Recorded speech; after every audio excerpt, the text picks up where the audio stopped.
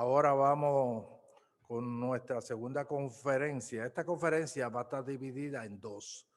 Hay dos personas, doctores, especialistas en la materia en cuanto al tema del día de hoy que nos van a hablar. Y la primera va a ser la doctora Sanet Torres Torres, que es la presidenta del Instituto de Educación Médica Continuada del Colegio Médico y es la responsable y encargada junto a su junta de escoger los conferenciantes que ustedes han visto en esta convención de médicos. También la doctora es pediatra e infectóloga pediátrica. También tenemos hoy, como también en una segunda tanda dentro de la hora, a la doctora Iris Cardona Herena, que también es pediatra e infectólogo pediatra, ambas muy reconocidas y conocedor de los temas que se va a hablar en el día de hoy. El primer tema va a ser a cargo de la doctora Sanet Torres Torres con el COVID-19 en pediatría. Y el segundo tema es de la doctora Iris Cardona de Herena, que será la vacunación para el COVID-19. Sin más preámbulo, la doctora Sanet Torres Torres. Buenos días, gracias doctor por la presentación. Aquí, ¿verdad? Nos vemos nuevamente, ahora cambiamos de canal. Voy a estarle hablando de COVID en pediatría. No tengo ningún, ¿verdad?, disclosure económico que dejarles saber. Y en esta mañana vamos a estar discutiendo lo que es epidemiología, manifestaciones clínicas del coronavirus en la población pediátrica y hablar un poquito de lo que sería evaluación diagnóstica de estos pacientes.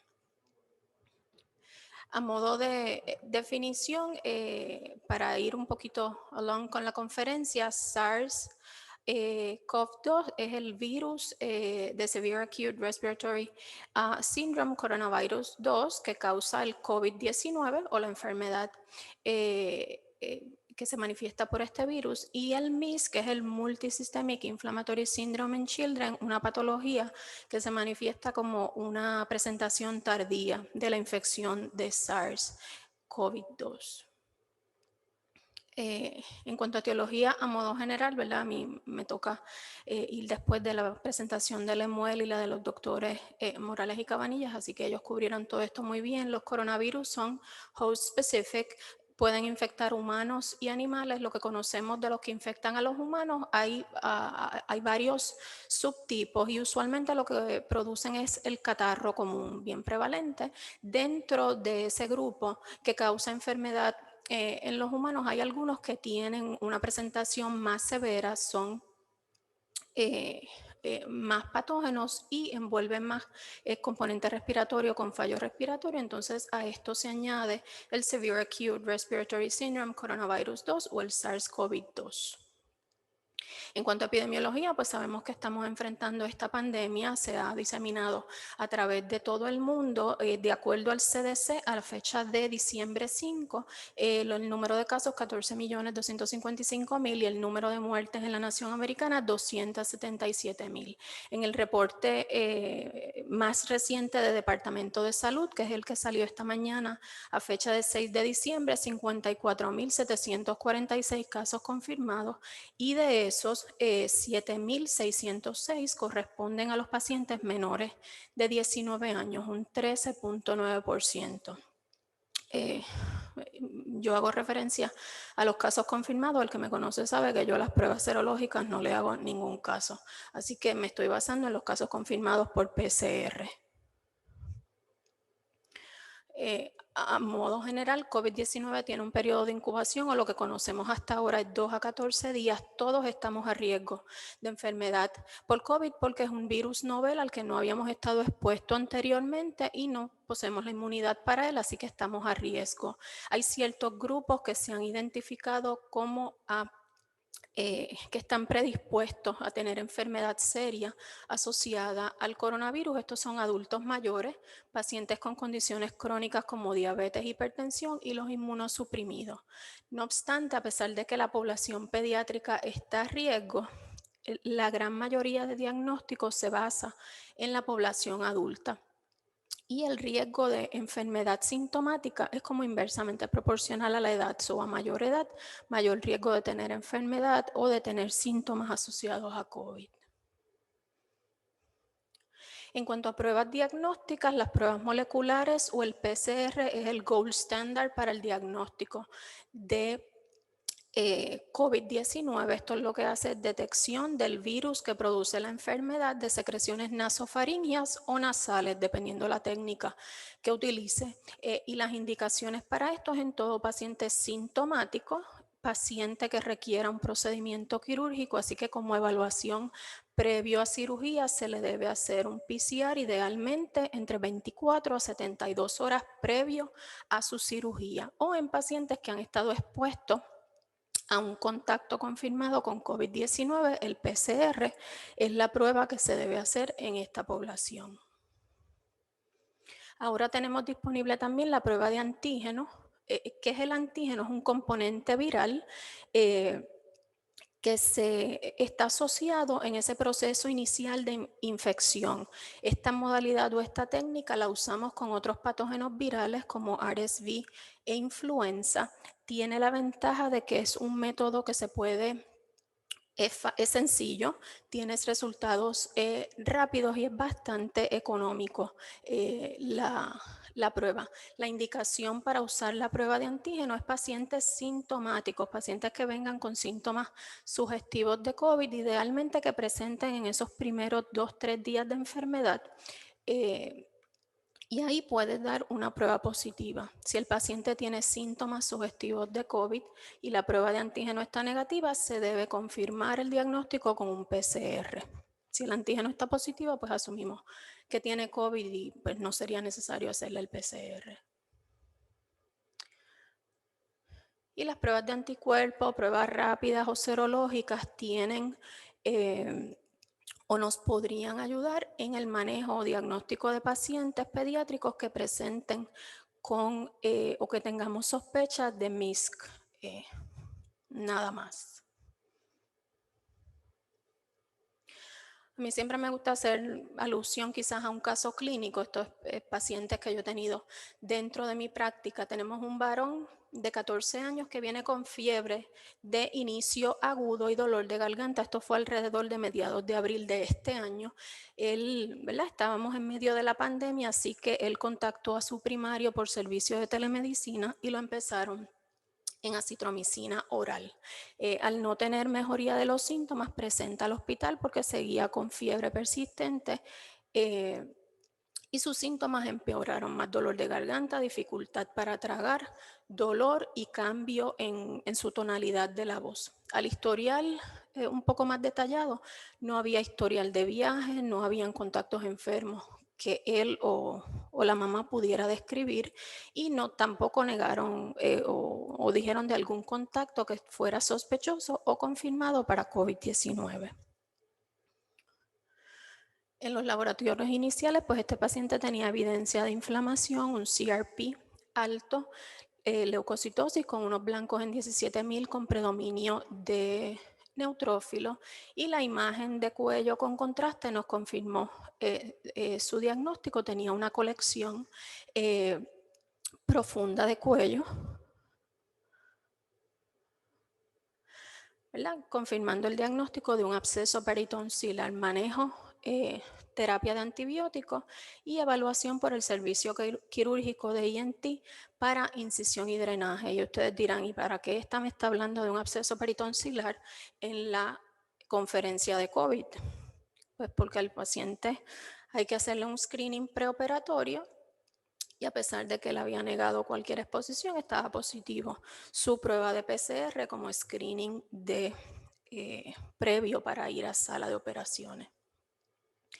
Así que esto es lo que mayormente vemos en los pacientes pediátricos. Los pacientes cursan con infección asintomática, la gran mayoría de ellos, ¿verdad? En este paciente él claramente tenía un absceso peritonsilar y era un portador asintomático de COVID. En pediatría, los manifestaciones clínicas o lo que vemos con más frecuencia es fiebre, tos, congestión nasal, un poco de moco, dificultad para respirar Y estos son los signos y síntomas que vemos en cualquier cuadro viral de los pacientes que vemos en pediatría, ya sea influenza, RSV o el catarro común. Eh, Cuando el Departamento de Salud hace el reporte eh, de los datos día a día, si vamos a buscar en población pediátrica, nos lo dividen en de 0 a 10 años y de 10 a 19. Y, ¿verdad? Para nosotros los pediatras que nos gustan las cositas un poquito más en detalle, yo me preguntaba, ¿y cómo será la distribución de estos pacientes? Así que con esta data del Departamento de Salud busqué casos confirmados, o sea, los que tienen un PCR positivo desde que empezó la pandemia o desde que se empezó a colectar esta data en marzo 9, y esto va hasta diciembre 3 con una N, ¿verdad?, de 9.597 pacientes. Y los dividí por grupo de edad, así que ustedes pueden ver que cuando vamos aumentando de edad, pues va aumentando el número de casos. Así que ese grupo de adolescentes es el que contribuye a ese, en su gran mayoría, al número de casos. En contraste, admisiones a la unidad de intensivo bien baja, ¿verdad? Un total de 13 y alrededor de 11 pacientes de esa totalidad que requirieron intensivo. Y como sabemos, solo se han reportado 2 fatalidades en pacientes pediátricos asociados a COVID, un paciente de 13 años y uno de 16. Pasando al próximo paciente, este es un varón de 6 años completamente saludable que lo trasladaron a la institución donde yo trabajo porque tenía fiebre persistente. La mamá nos cuenta que todo comenzó a mediados de julio, cuando él empezó con fiebre y diarrea acuosa con disminución en la ingesta oral. La diarrea se tornó más profusa con streaks de sangre, lo que lo llevó a una admisión en un hospital de la comunidad donde vivían este paciente. La evaluación allá en ese otro hospital reveló que había evidencia de colitis en ese tracto gastrointestinal y los marcadores de inflamación estaban sumamente elevados. En el tiempo que estuvo en la otra institución hicieron una evaluación bastante extensa y no pudieron identificar ningún patógeno en sangre, orina o excreta en ese momento, y le realizaron 2 COVID PCR de secreciones nasofaringeas y estuvieron negativos los 2. En su día 5 de fiebre, este niño desarrolló un rash maculopapular generalizado con un poquito de picazón, y después de eso manifestó dolor en la cadera derecha, que a veces no quería apoyar peso en esa extremidad. Así que como seguía persistentemente febril, ya estaba en el día 9 de fiebre con ese dolor en esa articulación, pues se transfiere a la otra institución para mayor evaluación. Cuando lo vemos inicialmente era un varón que se veía agudamente enfermo, no, ¿verdad? No estaba séptico ni se veía tóxico y no quería apoyar o poner peso en esa extremidad inferior derecha. Un ecocardiograma que reveló, ¿verdad? No tenía ninguna patología evidente. CRP elevado en 7.1, set rate en 80 y un poquito de quizás anemia para la edad.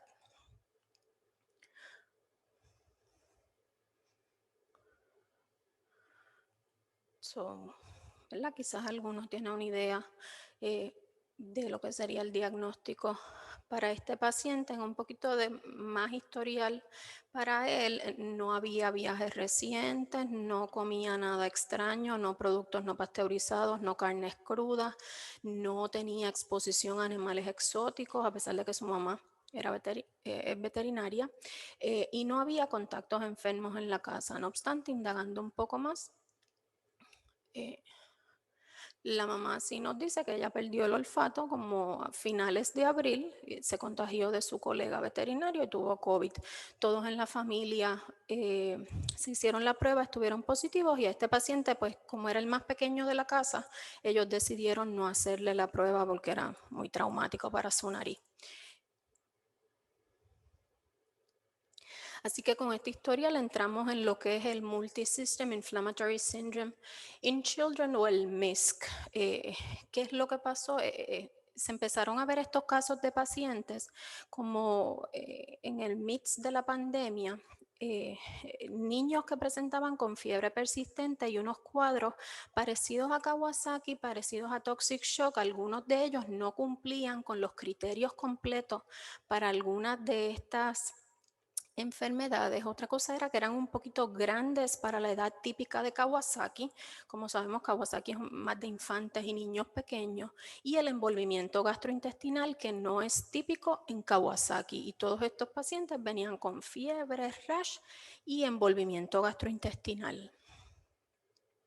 Así que se creó una definición de casos para estos pacientes y eso incluye cualquier individuo menor de 21 años que presenta con fiebre, evidencia en laboratorio de inflamación, ¿verdad? Que eso incluye, pero no está limitado a todos estos marcadores de inflamación como CRP, citrate, fibrinógeno, LDH, y que este paciente tenga evidencia de una enfermedad severa con envolvimiento de multisistema, 2 o más, ya sea cardíaco, renal, respiratorio, gastrointestinal, dermatológico, hematológico o neurológico. Estos pacientes no deben tener un diagnóstico alterno, ¿verdad? No deben cumplir criterios para otro diagnóstico, y en estos pacientes debe haber una prueba positiva para COVID, ya sea PCR o serología, ¿verdad? Por eso se piensa que esto es una manifestación tardía de COVID, típicamente presenta de 4 a 6 semanas posterior a la infección inicial, así que por eso la serología es de utilidad en estos pacientes, o un historial de exposición a alguien confirmado con COVID en las semanas previas al inicio de síntomas.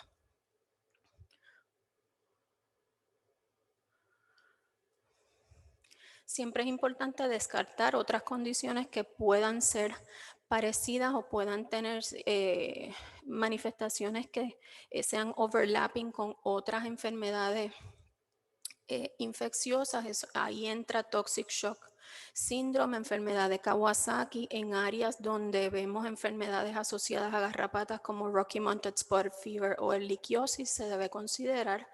HLH, measles en un paciente que no esté vacunado, apendicitis por las manifestaciones que predominan de tracto gastrointestinal, ¿verdad? Es bien particular aquí en Puerto Rico que tenemos dengue. Pues pensar también dengue fever o dengue shock o alguna reacción medicamentosa como sería quizás un DRES o un Steven Johnson.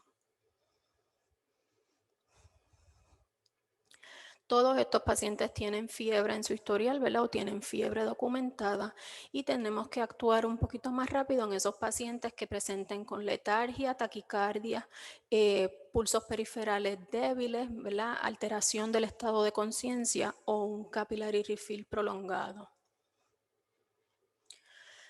Los laboratorios que se recomiendan para la evaluación de estos pacientes donde sospechemos el MISC, ¿verdad? Incluye su CBC, su química, marcadores de inflamación, cultivo de sangre, cultivo de orina, buscando, ¿verdad?, que no sea una bacteremia o alguna infección de orina complicada, el PCR para COVID y la serología. También se recomienda una placa de pecho y un ecocardiograma como parte de esa evaluación inicial. El tratamiento es un approach multidisciplinario, ¿verdad? Múltiples subespecialistas intervienen en el manejo de este paciente, y a modo general lo que se utiliza es inmunoglobulina. Anticoagulación, a algunos pacientes se le dan biológicos y esteroides sistémicos. Al momento de MISC en los Estados Unidos se han reportado 1.163 casos, 20 muertes de estos casos. En Puerto Rico 4 y ninguno ha tenido un desenlace fatal. Un resumen de los pacientes o los otros 3 pacientes con MISC que se han visto aquí en Puerto Rico y se han reportado a Departamento de Salud. Todos son varones. Todos han requerido admisión a intensivo, aunque no ha sido una estadía prolongada. Solo uno de ellos, el paciente que ven ahí de 13 años, requirió intubación y ventilación mecánica porque tenía mucho compromiso cardiovascular y respiratorio. Y como ven, todos tenían envolvimiento de tracto gastrointestinal y tenían evidencia de pruebas positivas para COVID. A todos se manejó o todos recibieron inmunoglobulina, otros recibieron esteroides o aspirina en el caso más severo. Todos los pacientes se fueron de alta y tengo entendido que están bien sin mayores secuelas.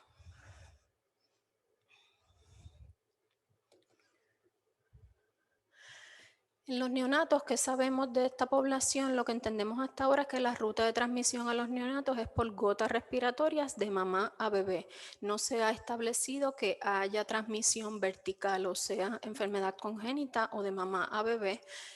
Son muy pocos los casos que se han reportado en la literatura, quizás alguno que otro case report en donde quizás mamá estaba positiva y el bebé al momento de nacer tuvo pruebas positivas y quizás podrían asociarlo a transmisión vertical, pero en su gran mayoría lo que se piensa es que es por la transmisión o contacto directo con mamá y por las secreciones respiratorias ahí se contagian. La recomendación al momento del manejo o de hacerle la prueba a estos pacientes es que todo neonato que haya nacido de una mamá en la que se sospeche o tenga COVID confirmado, tiene que hacerse un PCR para COVID en las primeras 24 horas de vida.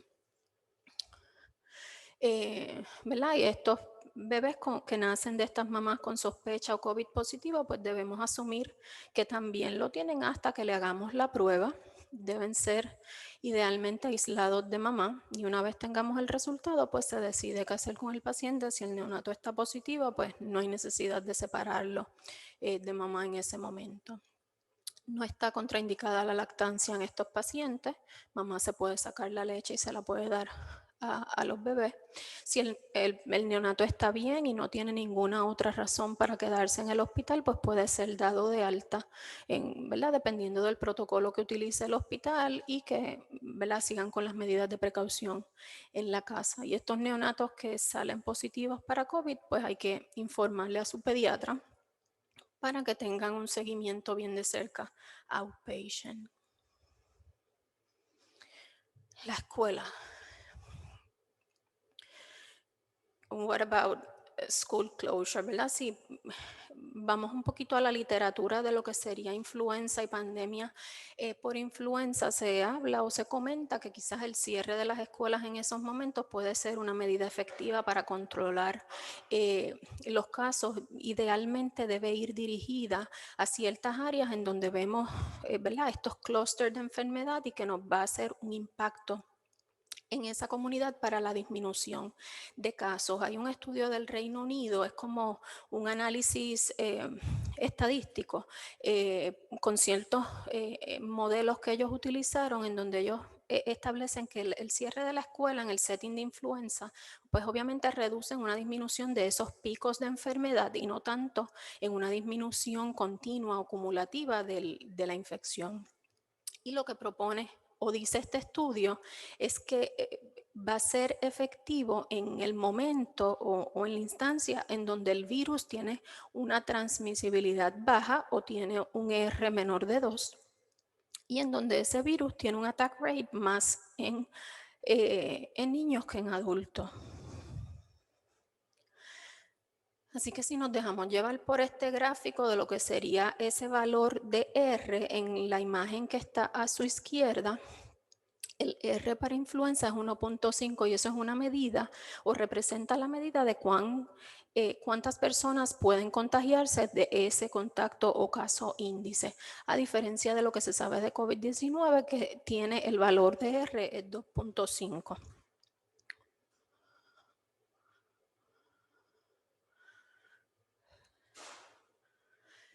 Se han hecho algunos reviews sistemáticos también basados en modelos matemáticos y en algunos análisis estadísticos y esto lo que establece o lo que se predice es que Estudios en COVID-19 que solo cerrar la escuela no va a disminuir la tasa de mortalidad si no va de la mano con todas las medidas de distanciamiento y de prevención de contagio del virus. Así que todo esto se debe tomar en cuenta cuando vamos a determinar abrir la escuela. En otros áreas del mundo se han reportado cuál ha sido la experiencia tomando de base apertura o el cierre de escuelas, lo que es en Finland, Belgium, Austria, Taiwán y Singapur. Ellos abrieron escuelas elementales y middle school, así que los más pequeños, y no vieron en este reporte un aumento en el número de casos, pero obviamente esto iba de la mano con un implementación o seguir utilizando las medidas de control, mascarilla, distanciamiento. En contraste, en Israel, ellos abrieron todo rápido, incluyendo los high schools, y ahí vieron un aumento de infección.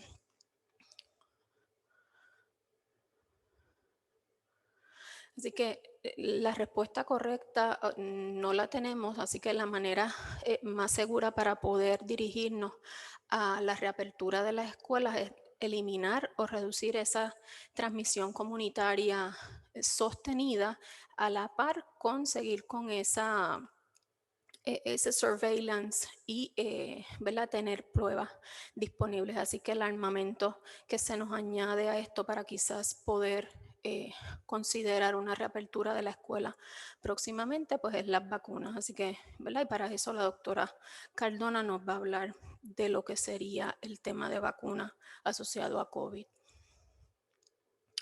Puntos importantes que quiero que se lleven es pacientes sintomáticos. Ahora, ¿verdad? Todas las otras enfermedades siguen en la comunidad y, ¿verdad? Hay que tenerlo presente, pero hay que pensar en COVID también. Así que la prueba indicada para el diagnóstico de COVID es el PCR. Podrían considerar el antígeno si el paciente está en los primeros días de enfermedad. Si está negativo el antígeno, deben hacer el PCR. Importante que ese paciente tiene que aislarse si está sintomático. El aislamiento para pacientes con síntomas es 10 días a partir del inicio de síntomas y en pacientes inmunosuprimidos se puede extender hasta 21 días.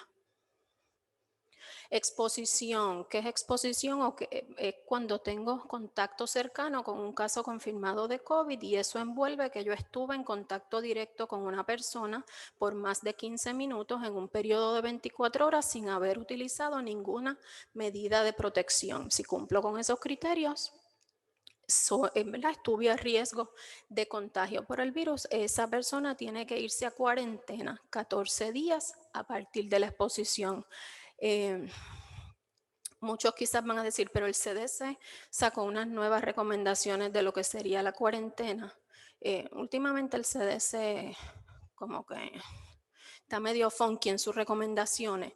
Y si nos dejamos llevar por la historia natural de la enfermedad, muchos de los pacientes presentan síntomas a los 10, 12 días de haber tenido exposición con ese contacto positivo. ¿Y qué es lo que dice esta nueva recomendación de CDC? Que el paciente puede estar en cuarentena por 10 días o 7 días si en las 48 horas previas tiene un PCR negativo. Yo, ¿verdad? Realmente estoy bien stick a los 14 días, porque tú le dices 14 días al paciente, ellos hacen 10. Si le dices 10 van a ser 7, y si le dices 7 van a ser 5 o ninguno.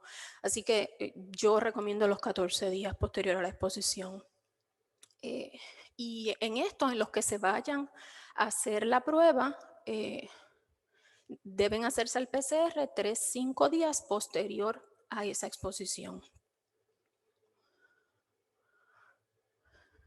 Recordar que, ¿verdad? No queremos tener influenza on top de COVID, así que todos debemos tener nuestra vacuna de temporada de influenza y no retrasar el esquema de vacunación en los infantes, niños y adolescentes.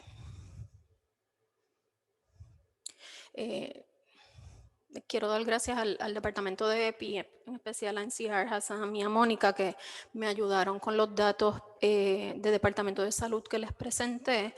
Preguntas las hacemos ahorita, los voy a dejar con la doctora Cardona para que nos hable de vacuna.